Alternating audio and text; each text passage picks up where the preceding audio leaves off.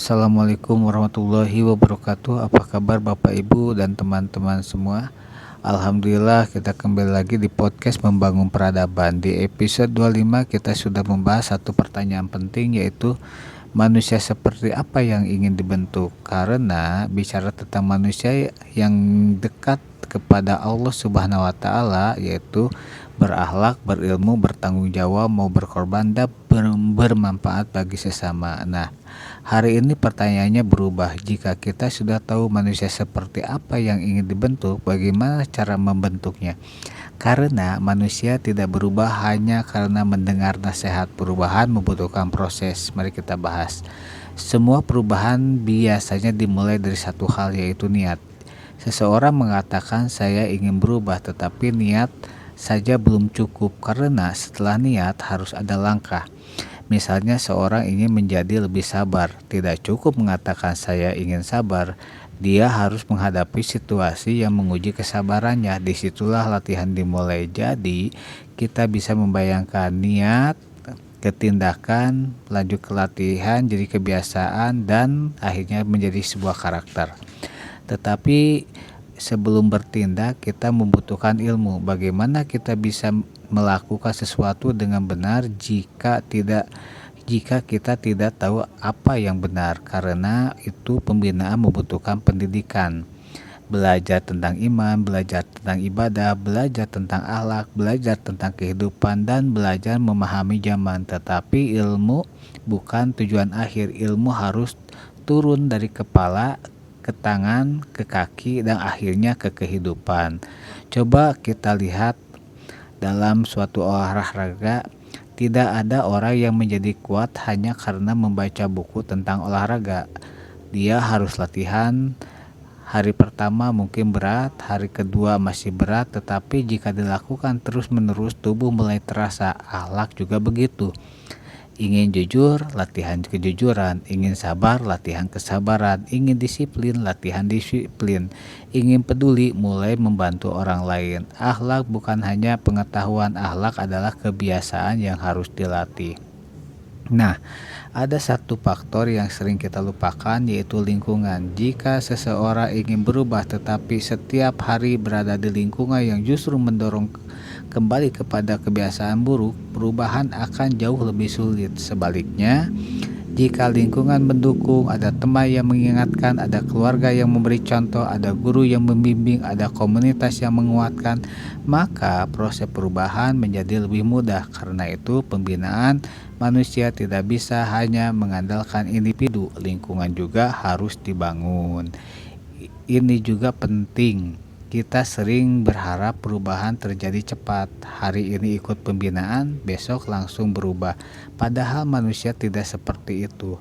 Ada yang cepat, ada yang lambat, ada yang jatuh, kemudian bangkit lagi. Ada yang berhasil, kemudian diuji. Jadi pembinaan harus bersifat berkelanjutan, bukan satu cara, bukan satu ceramah, bukan satu seminar, tetapi proses sepanjang kehidupan. Baik, jika kita kembali kepada perspektif Jemaat Muslim Ahmadiyah, jemaat dapat dipahami sebagai lingkungan yang membantu proses pembinaan tersebut. Di dalamnya ada pendidikan, ada ibadah bersama, ada hubungan persaudaraan, ada penghibatan, ada pengorbanan, ada kepemimpinan, ada berbagai kegiatan yang memberi kesempatan kepada anggota untuk belajar dan mengamalkan nilai-nilai yang diyakini. Dan dengan demikian, pembinaan tidak hanya berlangsung di ruang belajar, tetapi di dalam kehidupan yang nyata. Nah, sekarang kita sampai pada tahap berikutnya. Jika seseorang sudah mulai terbina, apa langkah selanjutnya? Yaitu belajar memimpin. Tetapi memimpin bukan berarti harus mempunyai jabatan. Seorang ayah memimpin keluarga, seorang ibu membimbing anak, seorang guru memimpin muridnya, seorang kakak memberi teladan kepada adiknya, seorang anggota organisasi bisa memimpin melalui tanggung jawabnya.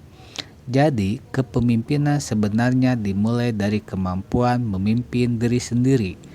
Jika kita rangkum pembahasan hari ini, kita mendapatkan sebuah rantai, yaitu dari niat ke ilmu, ke praktek, ke kebiasaan, ke akhlak, ke pengabdian, ke tanggung jawab, ke kepemimpinan, lanjut manfaat bagi masyarakat.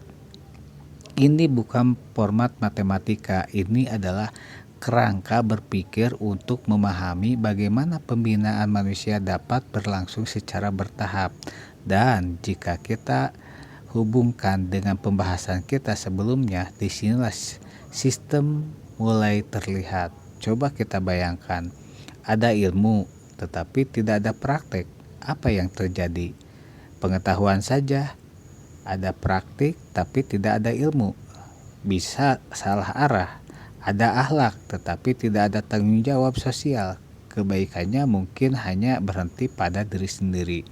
Ada organisasi tetapi tidak ada pembinaan manusia, organisasinya bisa menjadi formalitas. Jadi semua unsur harus saling mendukung. Baiklah Bapak Ibu, sekarang coba pilih satu bagian dari rantai tadi, yaitu niat, ilmu, praktek, kebiasaan, akhlak, pengabdian, tanggung jawab, kepemimpinan. Tanyakan kepada diri sendiri, di tahap mana saya sedang berada. Kemudian tanyakan, apa satu langkah berikutnya yang harus saya lakukan. Tidak perlu sempurna, yang penting bergerak. Baiklah Bapak Ibu dan teman-teman semua, hari ini kita menemukan satu hal penting, yaitu manusia tidak dibentuk dalam satu malam. Ia dibentuk melalui proses, ada niat, ilmu, latihan, kebiasaan, akhlak, pengabdian, tanggung jawab, dan akhirnya kepemimpinan. Jika proses itu dilakukan secara konsisten oleh banyak manusia, maka yang berubah bukan hanya individu, keluarga ikut berubah, komunitas ikut berubah, masyarakat ikut berubah, dan dari situlah kita kembali kepada tema besar podcast ini, yaitu membangun peradaban. Insya Allah di episode 27 kita akan naik satu tingkat lagi. Kita akan membahas siapa yang membina para pembina. Karena jika kita ingin membangun sistem yang bertahan lama, tidak cukup hanya memiliki anggota yang baik. Kita membutuhkan pembina yang baik, pemimpin yang baik, dan sistem yang mampu melahirkan pembina serta pemimpin baru. Dan dari sinilah kita akan memulai masuk ke pembahasan kepemimpinan, suksesi, dan kesinambungan sistem al-wasiat. Terima kasih sudah menemani saya. Sampai bertemu di episode 27. Wassalamualaikum warahmatullahi wabarakatuh.